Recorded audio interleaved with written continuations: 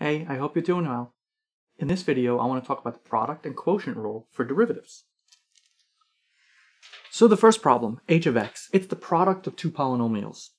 And in order to make this a little bit easier, I am going to name this first polynomial f, and the second polynomial, I'm going to call it g. So what I'd like to do is I want to take individual derivatives of these and see how I can combine them to get my answer for this.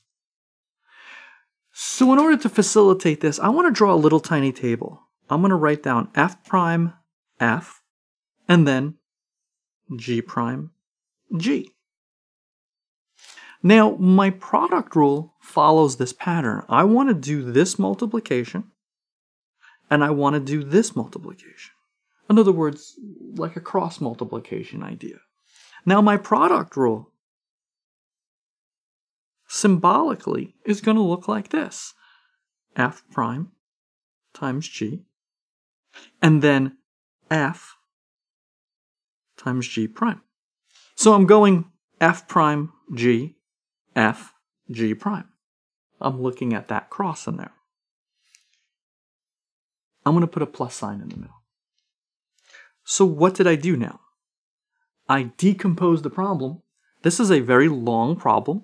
I really don't want to multiply this out, into 4 smaller problems. Well, f and g, they're already done.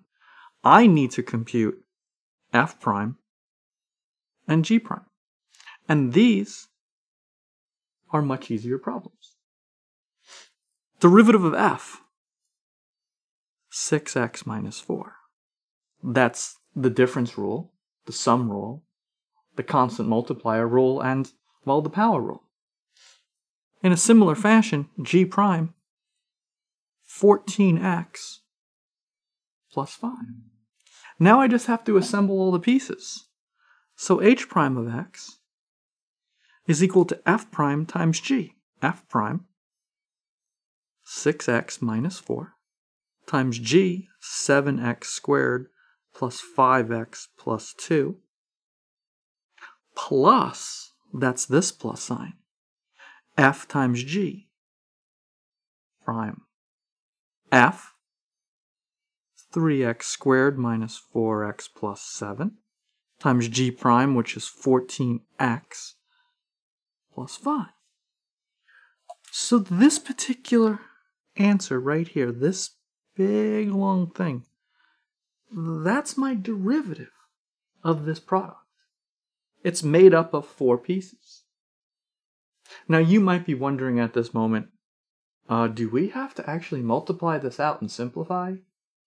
Well, anybody watching this, I'm going to tell you right now, if you're in my class, the answer is no. This is an algebra thing. I really don't want to multiply this out. So this is going to be an acceptable answer. Do not simplify this. So there's an example of the product rule. It's made up of 4 parts. It's made up of the original 2 functions and the derivatives of those functions, and you put them together in a certain way. Now what about the quotient rule? What I did here is I still wound up 3x squared minus 4x plus 7. That's still my function f.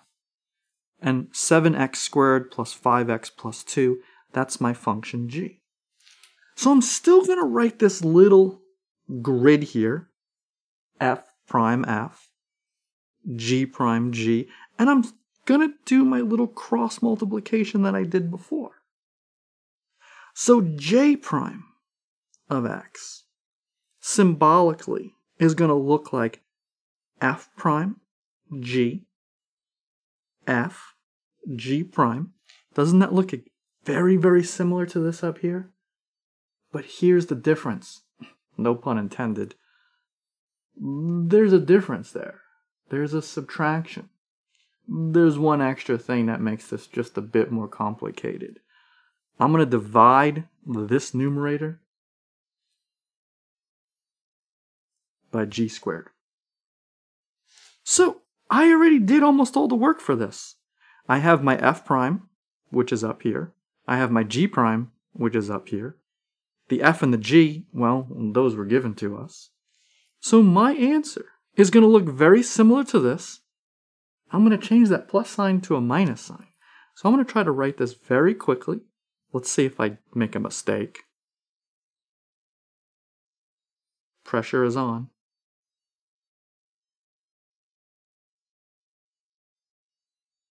And barely fit it in there.